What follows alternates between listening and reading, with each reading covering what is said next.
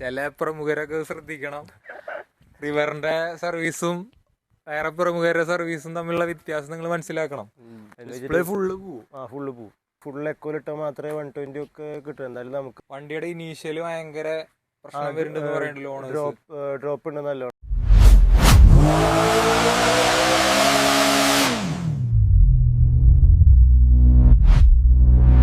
Hi friends, നമ്മളിന്ന് വന്നിരിക്കുന്നത് റിവറിൻ്റെ സ്കൂട്ടറിൻ്റെ ഒരു യൂസർ റിവ്യൂക്കാണ്. അപ്പോൾ നമ്മൾ മെയിനായിട്ട് ഇന്ന് ഫോക്കസ് ചെയ്യണത് എന്തുകൊണ്ട് നമ്മളൊരു റിവറിൻ്റെ സ്കൂട്ടർ എടുക്കണമെന്നാണ്. നമ്മളിന്ന് ഫോക്കസ് ചെയ്യുന്നത് ലുക്കും കാര്യങ്ങളൊന്നല്ല, മെയിനായിട്ട് ഒന്ന് യൂട്ടിലിറ്റി ആസ്പെക്റ്റ് എന്നാണ് നമ്മളിന്ന് സംസാരിക്കാൻ പോണത്.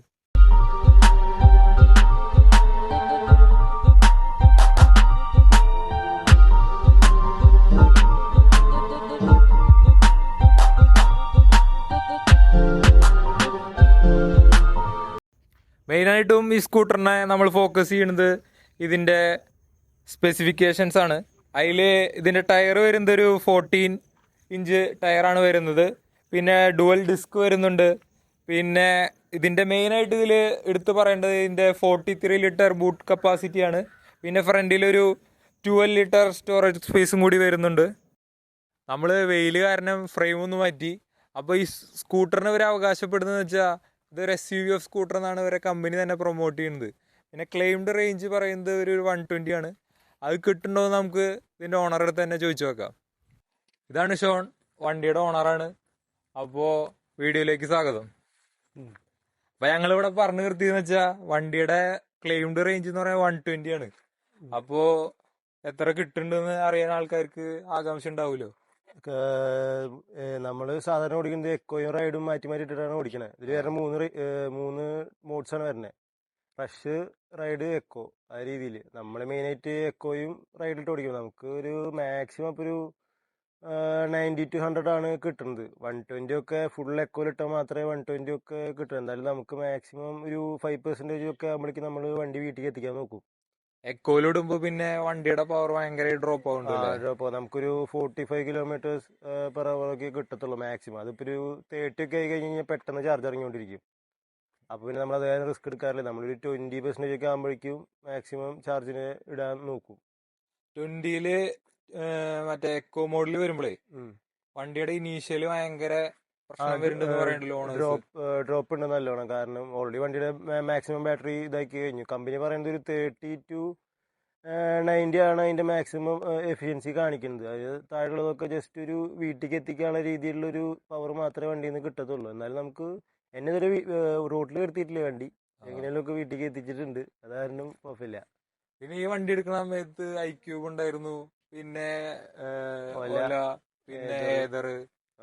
പിന്നെ എന്തുകൊണ്ട് ഈ വണ്ടിയിലേക്ക് എത്തി എന്ന് വെച്ച് കഴിഞ്ഞാൽ iQube-നും ഈ പറഞ്ഞ പോലെ കുറെ ഇഷ്യൂസ് ഉണ്ട്. അതിന് റിവേഴ്സ് എടുക്കാൻ പറ്റില്ല, അങ്ങനത്തെ കുറെ പ്രശ്നങ്ങളുണ്ട്. പിന്നെ ഈ ഏതറും കുറച്ച് എക്സ്പെൻസീവ് ആണ്. ഈ പറയുന്ന റേഞ്ചിന് അല്ല, ഈ പറയുന്ന പൈസക്ക് അവര് റേഞ്ച് ഭയങ്കര കുറവാണ്. 90 ഒക്കെയാണ് റേഞ്ച് ഉള്ളത്. അപ്പോൾ നമുക്ക് അതുമില്ല. പിന്നെ ഓല എന്തായാലും നമുക്ക് അറിയാലോ, ഫുൾ സർവീസിന്റെ ഇഷ്യൂ ആണ് ഞാൻ അടുത്ത് ചോദിക്കാൻ വന്നിരുന്നത്. സർവീസ് എങ്ങനെയുണ്ട് റിവർ? നമുക്ക് ഭയങ്കര ഫ്രണ്ട്ലി ആണ്. കാരണം നമുക്ക് ഇപ്പൊ എന്തെങ്കിലും ഇഷ്യൂ ഉണ്ടെങ്കിൽ അവരപ്പം തന്നെ വിളിച്ചു കഴിഞ്ഞാൽ അവര് കൊണ്ടോളം പറയും. ഫുൾ അപ് ടു ഡേറ്റ് ആണ് പരിപാടികളൊക്കെ. ചില പ്രമുഖരൊക്കെ ശ്രദ്ധിക്കണം. റിവറിന്റെ സർവീസും വേറെ പ്രമുഖരുടെ സർവീസും തമ്മിലുള്ള വ്യത്യാസം നിങ്ങൾ മനസ്സിലാക്കണം. അപ്പോ അവര് ഭയങ്കര ഫ്രണ്ട്ലി ആണ്. നമുക്കിപ്പോ വിളിച്ചു കഴിഞ്ഞ് കഴിഞ്ഞാൽ വരണ്ടെന്ന് പറയലോ അങ്ങനത്തെ പരിപാടികളൊന്നും ഇല്ല. കംപ്ലൈന്റ്സ് ഉണ്ടെങ്കിൽ വിളിച്ചു കഴിഞ്ഞാൽ അവര് ഡയറക്റ്റ് പോയിട്ട് ഇപ്പൊ സോർട്ട് ഔട്ട് ആക്കി തരും. പക്ഷെ ടൈം എടുക്കേണ്ടതൊന്നുമില്ല. ഇപ്പൊ കുറച്ച് ടൈം എടുത്തു തുടങ്ങി. കാരണം നമ്മൾ തൃശ്ശൂർ എന്ന് പറയുമ്പോൾ ഒറ്റ സർവീസ് സെന്റർ ഉള്ളു. അപ്പൊ അതിന്റേതായ സ്ലോട്ട്. എന്നാലും അവരിപ്പോ മേജർ കംപ്ലൈന്റ്സ് ഒക്കെ ആണെന്നുണ്ടെങ്കിൽ നാളേക്ക് വന്ന് നമുക്ക് ഡീലാക്കി കൊടുക്കാം. പിന്നെ വേറെ ഇഷ്യൂസ് വിളിച്ച ഫോൺ എടുക്കുന്നുണ്ട്, അതാണ് മെയിൻ കേസ്. നമ്മളെ ശ്രദ്ധിക്കണം. വിളിച്ച ഫോൺ എടുക്കുക. ഞങ്ങളെ ഫ്രണ്ട്സിന്റെ ഒക്കെ ഈ ഓല വണ്ടികൾക്കൊന്നും ഇപ്പൊ എവിടെ സർവീസ് ചെയ്യണമെന്ന് പോലും ഇവർക്ക് അറിയില്ല. കാരണം ഉള്ള റണ്ണിങ് സർവീസ് സെന്ററുകൾ വരെ പൂട്ടിപ്പോയി. അപ്പോ അതിലൊക്കെ ഈ റിവറിന് അപ്രീഷിയേഷൻ കൊടുക്കും. പിന്നെ ഇതൊരു മലയാളി കമ്പനികളുടെ മലയാളികളുടെ സ്റ്റാർട്ടപ്പ് ആണ് ഈ വണ്ടി. അപ്പൊ ഇതില് ടൊയോട്ട, യമഹ ഒക്കെ ഇൻവെസ്റ്റ് ചെയ്താൽ നിങ്ങൾക്ക് ധൈര്യമായിട്ട് ഈ വണ്ടി എടുക്കാം. കാരണം ഫ്യൂച്ചർ സേഫ് ആണ് റിവറിന്റെ. പിന്നെ എങ്ങനെയുണ്ട് വണ്ടി? ഡുവൽ ഡിസ്ക് വരണേ തോന്നുന്നുണ്ടല്ലേ? ബ്രേക്കിംഗ് ഒക്കെ അടിപൊളിയാണ്. നമുക്ക് ഇതൊരു വിഷയം വന്നിട്ടില്ല. പിന്നെ ഇതിന്റെ മാക്സിമം സ്പീഡ് എന്ന് പറയുന്നത് 90 കിലോമീറ്റേഴ്സാ. അതൊന്നും നമ്മൾ അങ്ങനെ എത്തിക്കാറൊന്നുമില്ല. നമ്മളൊരു 40-60 ആ റേഞ്ചിൽ പോകുമ്പോൾ അതിന് പറ്റിയ ബ്രേക്കിംഗ് തന്നെയാണ് കൊടുക്കുന്നത്. പിന്നെ മറ്റേ ഓലയിലൊക്കെ വരുന്നത് റിവേഴ്സ് ബ്രേക്കിംഗ് എന്ന് പറഞ്ഞ പോലെ ഈ ആക്സിലേറ്റർ അങ്ങോട്ട് ഓപ്പോസിറ്റ് തിരിച്ചു കഴിഞ്ഞാലാണ് റീജനറേഷൻ കിട്ടുക. ഇതിലിപ്പോൾ ആക്സിലേറ്റർ ഇട്ടാൽ തന്നെ റീജനറേഷൻ ആയതുകൊണ്ട് അതിൻ്റെ ഒരു ബ്രേക്കിംഗ് സപ്പോർട്ടും കൂടി ഉള്ള കാരണം നമുക്ക് ബ്രേക്കിംഗ് ഒന്നുകൂടിയും സുഖമായിരിക്കും. അപ്പോൾ അത് അടിപൊളിയാണ് ആ പരിപാടി. പിന്നെ ചെയിൻ ഡ്രൈവ് ആയതുകൊണ്ട് എന്തെങ്കിലും ഉപകാരം ഉണ്ടാ? ബാക്കിയുള്ളതിലൊക്കെ ബെൽറ്റ് ഡ്രൈവ് അല്ലേ വരണേ? ബെൽറ്റ് ഡ്രൈവ് ആണ്. എനിക്ക് തോന്നുന്നു ഈ സ്കൂട്ടർ സെഗ്മെന്റിൽ ആകെ നിങ്ങള് ചെയിൻ റിവറിന് ഡ്രൈവ് മാത്രം കൊടുക്കുന്നത് റിവർ ചെയിൻ മാത്രമുള്ളതാണ്. ഡ്രൈവ്. കുഴപ്പമില്ല. ആ കൂടി ഇഷ്യൂ വന്നിട്ടുള്ളത് ചെയിൻ സ്പ്രോക്കറ്റ് 15,000 മാറ്റേണ്ടി വന്നു. അത് കുറച്ച് എക്സ്പെൻസീവ് ആണ്. എത്രയായി? അറൗണ്ട് ഒരു 3,000 റുപ്പീസ് എങ്ങാണ്ടാണ്. പക്ഷെ കുഴപ്പമില്ല. മറ്റേ ബെൽറ്റ് പൊട്ടി എടുക്കണേക്കാട്ടിലും ബെറ്റർ ചെയിനിൽ വിശ്വസിച്ച് പോണതാ. പക്ഷെ അതൊരു കോസ്റ്റ് ആയില്ലേ? എന്ന് വെച്ച് കഴിഞ്ഞാൽ മറ്റേതൊക്കെ പറയും ഓല ഇതൊക്കെ പറയുമ്പോ ബെൽറ്റിന്റെ ഒരു എത്ര ഇരട്ടി കോസ്റ്റ് വന്നു? 3 times എക്സ്ട്രാ കോസ്റ്റ് വന്നിട്ടുണ്ടാവില്ലേ ഈ ചെയിൻ സ്പ്രോക്കറ്റ് പക്ഷെ മാറാൻ? ബാക്കിയുള്ളതൊക്കെ വെച്ച് നോക്കുമ്പോൾ നമുക്കത് ലാഭമായി. ഈ പറഞ്ഞ പോലെ ബാക്കിയുള്ള വണ്ടികളെങ്ങാനും റോട്ടിൽ കിടന്നിട്ട് അത് ടോ ചെയ്ത് കൊണ്ടുപോയിട്ടൊക്കെ വേണം നമുക്ക് മാറ്റണമെന്നുണ്ടെങ്കിൽ. ഇത് പിന്നെ ആ ഒരു സേഫ്റ്റി ഇഷ്യൂസ് ഇല്ല. മാറ്റണം നമുക്ക് അറിയാൻ എന്തായാലും നമ്മൾ പ്രിപ്പയർഡ് ആയാൽ മതി. 15,000 ഉള്ളിൽ നമ്മൾ മാറ്റണം എന്നുള്ളൊരു ചിന്ത വന്നു കഴിഞ്ഞാൽ പിന്നെ കുഴപ്പമില്ല. പിന്നെ നമുക്ക് പറയുന്നത് ഇപ്പൊ എനിക്ക് ആ കൂടി കറണ്ട് ബില്ല് വരുന്നത് മാക്സിമം വരുന്നത് 1,200 രൂപയാണ് 2 മാസത്തേക്ക്. ഉം. അതൊക്കെ വെച്ച് നോക്കുമ്പോൾ ഇത് ഭയങ്കര ലാഭാ. ഇത് പിന്നെ ഫാസ്റ്റ് ചാർജിങ് സപ്പോർട്ട് ചെയ്യും? ഇല്ല, അത് ഇതുവരെ വന്നിട്ടില്ല. ഈ റിവറിന്റെ ഷോറൂമിൽ അതിനെ പറ്റിയിട്ടുള്ള ചാർജിങ് ഉണ്ട്, പക്ഷെ പുറത്തൊന്നും നമുക്കില്ല. പക്ഷെ അത്യാവശ്യം അതൊരു വലിയ ഡ്രോബാക്ക് അല്ലേ? അതൊരു ഒരു ഡ്രോബാക്ക് 100 ആണ്. കിലോമീറ്റേഴ്സിന്റെ മേലേക്ക് പോകണമെങ്കിൽ നിങ്ങൾക്ക് ഈ വണ്ടി ഇല്ല, യൂസ് നമ്മൾ ചെയ്യാൻ ഫുള്ള് പ്ലാൻ ചെയ്തിട്ട് വേണം ഇറങ്ങാനായിട്ട്. ഏതൊരു പക്ഷേ ആ ഫാസ്റ്റ് ചാർജിങ് സപ്പോർട്ട് അത് ചെയ്യില്ലേ? ഏതൊരു ഫാസ്റ്റ് ചാർജിങ് ഉണ്ട്, പ്ലസ് പല സ്ഥലത്ത് അതിന്റെ ഹബ്ബുകൾ ഉണ്ട് ചാർജ് ചെയ്യാനുള്ളത്. റിവറിന് റിവർ അതില്ല. ആയി വരണ വരുന്നുള്ളൂ. ആ അപ്പൊ അതിന്റേതായ ഒരു ഡ്രോബാക്ക് ഉണ്ട്. ഡ്രോബാക്ക് ഉണ്ട്. അത് ഫാസ്റ്റ് ചാർജ് സപ്പോർട്ട് ചെയ്യാത്തതിന്റെ ഒരു ബുദ്ധിമുട്ടുണ്ട് അല്ലേ?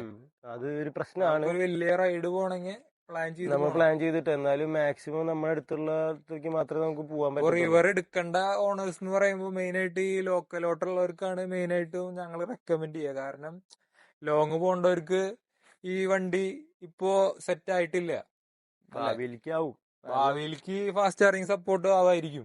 വരുന്നുണ്ട്. കാരണം ഷോറൂമിൽ എന്തായാലും സാധനം നമുക്കൊരു 50 മിനിറ്റ്സിന്റെ ഉള്ളിൽ ഒരു 50% വരെ കയറലുണ്ട്. ഞാൻ ഇടയ്ക്ക് പോയിട്ട് യൂസ് ആക്കാറുണ്ട്. അപ്പോൾ ഷോറൂമായാലും നല്ല സപ്പോർട്ടാണ്. നമുക്ക് ചാർജ് ചെയ്യുന്നുണ്ടെങ്കിൽ അവർ വിളിച്ചു പറഞ്ഞു കഴിഞ്ഞാൽ അവർ കൊണ്ടുവന്നു കഴിഞ്ഞാൽ അങ്ങനത്തെ കാര്യത്തിന് ഇഷ്യൂസ് ഇല്ല. അത് കാരണം നമ്മൾക്ക് അത് കാരണം ഞാൻ പറയാം വഴിയിൽ കിടന്നിട്ടില്ല എന്ന് പറയാനുള്ള കാരണം ഞാൻ ചാർജ് കഴിയാറായി കഴിഞ്ഞാൽ ഏകദേശം അവർ വിളിച്ച് നോക്കി വെക്കും. അപ്പോൾ അവർ കൊടുന്നോളം പറയും. അപ്പോൾ നമുക്കൊരു 15 മിനിറ്റ് അരമണിക്കൂർ കുത്തിച്ച് കഴിഞ്ഞാൽ ഏകദേശം ഒരു 50-60% ചാർജ് ആവും. അപ്പൊ നമുക്ക് സീനില്ല. പിന്നെ വീട്ടിൽ നമുക്ക് കൊണ്ടു തിരിച്ച് വെച്ചാൽ മതി. വീട്ടിലേക്ക് ഒരാളൊരു തൃശ്ശൂരൊക്കെ വന്ന് അങ്ങനെ പെടാറില്ല അല്ലേ? ഇല്ല വീട് ഇല്ല. ഇവിടെ അല്ലേ വരണേ? കുന്നോളം സൈഡിലായിരുന്നു. അപ്പൊ അവിടൊക്കെ തൃശ്ശൂർ വന്ന് പെടാ വെച്ച് കഴിഞ്ഞാൽ ഷോറൂമുകാര് ഷോറൂമിൽ പോയി കഴിഞ്ഞാൽ സാധനം ശരിയാക്കും. ഇപ്പോൾ ഷോറൂം അല്ലാന്നുണ്ടെങ്കിൽ സർവീസ് സെന്റർ വേറെ സ്ഥലത്ത് തരണം. അവിടെ പോയാലും നമുക്ക് ചാർജ് ചെയ്യാൻ പറ്റും. ഇഷ്യൂള്ള കാര്യമില്ല. പിന്നെ ഈ ഫുഡ് റെസ്റ്റ് കൊണ്ടൊക്കെ എങ്ങനെയുണ്ട്? ഉപകാരം ഉണ്ടോ? എനിക്ക് ഉപകാരം. ഞാൻ ഇതിന് മുകളിൽ ഇപ്പോൾ 2 വട്ടം വീണു. പക്ഷേ വണ്ടിയുടെ പാനലിന്റെ മുകളിലേക്ക് വേറെ ഒന്നും ഇഷ്യൂ ഇല്ല. ഈ ഫുഡ് റെസ്റ്റും പിന്നെ സൈഡിൽ ഈ ഗാർഡ്സും ഒക്കെയാണ് എന്നെ രക്ഷപ്പെടുത്തിയിട്ടുള്ളത്.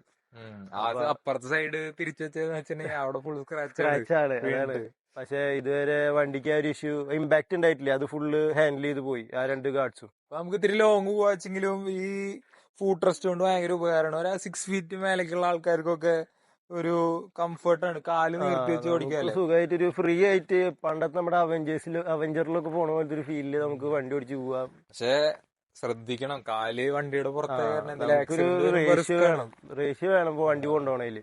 അത് മാത്രമേ ഉള്ളൂ. അതൊന്ന് ശ്രദ്ധിക്കണം.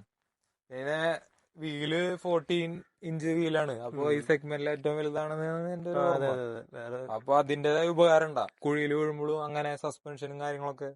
ഇതിന് സസ്പെൻഷൻ കുറച്ച് സ്റ്റിഫാണ് ആക്ച്വലി ബാക്കിയുള്ള വണ്ടികളൊക്കെ വെച്ച് നോക്കുമ്പോൾ. പക്ഷെ ഞാൻ കണ്ണി കണ്ടെടുത്ത് കൂടെ ഒക്കെ ഓടിക്കാറുണ്ട്. എനിക്കിത് വിഷയം വന്നിട്ടില്ല. പിന്നെ സ്റ്റിഫാണോ സസ്പെൻഷൻ? സസ്പെൻഷൻ നല്ല സ്റ്റിഫാ. പിന്നെ പക്ഷെ ഈ 14 ഇഞ്ച് വീലിന്റെ ഉപകാരം കിട്ടുന്നു തോന്നുന്നുണ്ടല്ലേ? അത്യാവശ്യം കിട്ടുന്നുണ്ട്. കാരണം കുഴിയിലൊക്കെ വീഴുമ്പോ ചെറിയ നമുക്ക് റിസ്ക് എടുക്കാം. വീലാച്ചിങ്ങനെ റിസ്ക് എടുക്കാനുള്ള ഒരു ധൈര്യം വരും. പിന്നെ ചെറിയ ഒരു ഓഫ് റോഡൊക്കെ വേണമെങ്കിൽ പോവാന്നല്ലേ? ചെറുതായിട്ട് വേണമെങ്കിൽ പോവാ. പിന്നെ എന്താ പറയാ, പിന്നെ ഇടയ്ക്ക് അടി തട്ടുന്ന സ്കീമുണ്ട്. അത് പിന്നെ നമ്മുടെ സെക്കൻഡ് സ്റ്റാൻഡാണ് തട്ടണത്. വേറെ ഒന്നുമില്ല. അത് നമുക്ക് ടെൻഷൻ ആവും. പിന്നെ നോക്കുമ്പോ അറിയാം സെക്കൻഡ് സ്റ്റാൻഡിന്റെ അപ്പുറത്തേക്കൊന്നും തട്ടലില്ല. പിന്നെ എന്തെങ്കിലും ഇഷ്യൂ വന്നോ വണ്ടി എടുത്ത് കഴിഞ്ഞിട്ട്? സാധാരണ ഇങ്ങനെ സോഫ്റ്റ്വെയർ ഇഷ്യൂ അങ്ങനെയൊക്കെ മെയിനായിട്ട് ഇപ്പൊ ബാക്കിയുള്ള വണ്ടികളിലൊക്കെ ഫുൾ സെൻസേഴ്സ് പരിപാടിയാണ്. നമ്മുടെ വണ്ടിക്ക് സെൻസർ പരിപാടിയൊന്നും ഇല്ലേ. ഒരു സ്കൂട്ടർ നോർമൽ ഒരു പെട്രോൾ സ്കൂട്ടർ പോലത്തെ ഒരു സെറ്റപ്പ് തന്നെയാണ്. ആ കൂടിയിട്ട് ഈ ഡിസ്പ്ലേക്ക് മാത്രമാണ് ഒരു ഇഷ്യൂ വന്നിട്ടുള്ളത്. ഇതിന് കുറച്ച് സൗണ്ടും പരിപാടികളൊക്കെ ഉണ്ട്. അതൊക്കെ ചില സമയത്ത് പോവും. മഴ പെയ്തപ്പോഴൊക്കെ പോവാറുണ്ട്. അതുകൊണ്ട് ഇപ്പോൾ വണ്ടി ഓണാവാണ്ടിരിക്കുന്ന പ്രശ്നമൊന്നുമില്ല. എൻ്റെ ഇപ്പോൾ ഇടയ്ക്ക് ഡിസ്പ്ലേ ഫുള്ള് പോവാറുണ്ട്. എന്ന് ഡിസ്പ്ലേ വെച്ചിട്ട് ഫുള്ള് പോവും. ഫുള്ള് പോവും. പക്ഷെ ഓണാവലൊന്നും സ്ക്രീനിലൊന്നും കാണത്തില്ല. പക്ഷേ എന്താണെന്ന് വെച്ച് കഴിഞ്ഞാൽ വണ്ടി ഓണായിട്ട് നമുക്ക് ഓടിച്ചുകൊണ്ട് പോവാം. സർവീസ് സെന്ററിലേക്ക് നിങ്ങൾ കോൺടാക്ട് കോൺടാക്ട് ചെയ്തത്. അപ്പോൾ സ്ലോട്ട് ഇല്ലായിരുന്നു. അപ്പോൾ അവർ പറഞ്ഞു വണ്ടി ഓടുന്ന ശരിയാക്കിയെന്ന് പറഞ്ഞു. ഇപ്പോൾ ഇതൊക്കെ തീരെ ഇതില്ല എന്ന് പറഞ്ഞു. അപ്പോൾ ഓക്കെ, നമുക്ക് അതായത് വണ്ടി നിന്ന് പോകുന്ന ഇഷ്യൂ ഇല്ലാത്ത കാരണം നമുക്ക് വണ്ടി ഓടിച്ച് പോവാം. പിന്നെ കുറച്ച് നേരം കഴിഞ്ഞാൽ ശരിയാവും. എനിക്ക് തോന്നുന്നത് വെള്ളം ഇറങ്ങിയിട്ട് വല്ല ഇഷ്യൂസ് എങ്ങനെ ആയിരിക്കും. അപ്പോൾ അതൊരു സോർട്ട് ചെയ്ത് തരാമെന്ന് പറഞ്ഞിട്ടുണ്ട്. അതായത് നമുക്ക് പിന്നെ റിവറും ശ്രദ്ധിക്കണം. കാരണം മീറ്റർ ഒക്കെ പോയ പെട്രോൾ വണ്ടി മാരിയല്ലല്ലോ. റേഞ്ച് നോക്കിയിട്ടാണ് മെയിൻ ആയിട്ട് എല്ലാരും യൂസ് ചെയ്യണത്. അതെ അതെ മീറ്റർ ഒക്കെ കംപ്ലീറ്റ്ലി പോവാന്ന് പറഞ്ഞാൽ അവര് ശരിയാക്കി തരാന്നൊരു പറയുന്നുണ്ട്. പക്ഷെ മീറ്റർ പോവാന്ന് പറഞ്ഞാൽ അത് ഇഷ്യൂ ആണ്. പക്ഷെ കുഴപ്പമില്ല. ഞാൻ ഓൾറെഡി റേഞ്ച് നോക്കിയിട്ടുണ്ടായിരുന്നു. എനിക്ക് 70 അടുത്തുണ്ടായിരുന്നു. അതാണ് എനിക്ക് ടെൻഷൻ ഉണ്ടായില്ല. പിന്നെ വീട്ടിലേക്ക് എത്തിയിട്ട് നേരെ കുത്തിവയ്ക്കുക. ഒരു കുറച്ചു നേരം കഴിഞ്ഞപ്പോൾ തന്നെ വന്നു. അതാണ് പിന്നെ ഇപ്പോൾ വലിയ കുഴപ്പമില്ല. വേറെ എന്തെങ്കിലും പറയാനുണ്ടോ വണ്ടിയെ കുറിച്ച്? വേറെ പിന്നെ യൂട്ടിലിറ്റിയാണ് മെയിൻ. നമുക്ക് എന്ത് സാധനം വേണമെങ്കിലും എടുത്തു കൊണ്ടുപോവാം. എത്ര സാധനങ്ങൾ പണ്ട് നമ്മുടെ ആക്റ്റീവേനെ എങ്ങനെയാണ് യൂസ് ചെയ്ത് തരുന്നത് അതേപോലെയാണ് ഞാനിപ്പോൾ വീട്ടിലേക്ക് സാധനം യൂസ് ചെയ്യുന്നത്. ചാക്കും എല്ലാ സാധനങ്ങളും കയറ്റി വയ്ക്കുക. ഇഷ്ടം പോലെ സ്ഥലമുണ്ട്. ഇപ്പോൾ ഫ്രണ്ടിലായാലും മറ്റേ ബൂട്ട് സ്പേസ് ആയാലും അത്യാവശ്യം ഉണ്ട്. അതായത് നമുക്ക് നല്ല ഉപകാരം. റേഞ്ച് എത്ര കിട്ടണേ? റേഞ്ച് ഞാൻ പറയാം, ആക്ച്വലി എനിക്ക് 100 ആണ് കിട്ടുന്നത്. കറക്റ്റ് നോക്കും. പിന്നെ പിടിച്ചു ഓടിക്കാന്നുണ്ടെങ്കിൽ ഒരു 111 115 അങ്ങനെയൊക്കെ. അതൊക്കെ 5% അടുത്തൊക്കെ വരുമ്പോഴൊക്കെയാണ് ഞാൻ നോക്കിയിട്ടുള്ളത്. ട്രിപ്പ് ഇട്ട് നോക്കിയിട്ടുള്ള കണക്കാണ് ഞാൻ പറഞ്ഞത്. മാക്സിമം 115 നമുക്ക് റേഞ്ചിൽ ഇതിൽ 120 കാണിക്കുന്നുണ്ട്. പക്ഷെ ഞാൻ അത്രയും റിസ്ക് എടുത്തിട്ടില്ല നോക്കാനായിട്ട്. നമ്മൾ ഓടിക്കുന്നതിനനുസരിച്ചില്ല. എക്കോ മാത്രം ഇട്ടിട്ട് ഓടിച്ചു നോക്കണമെന്നുണ്ട്. പക്ഷെ അതിനുള്ള മൈൻഡ് സെറ്റ് വന്നിട്ടില്ല. അതാണ്. പിന്നെ നമുക്ക് അത്യാവശ്യമുള്ള പരിപാടിയിലൊക്കെ 100 കിലോമീറ്റർ തന്നെ നമുക്ക് ഉപകാരം. വലിയ ഇഷ്യൂസ് ഒന്നും വരുന്നില്ല. അപ്പോ വീഡിയോ ഇഷ്ടപ്പെട്ടു എന്ന് വിചാരിക്കുന്നു.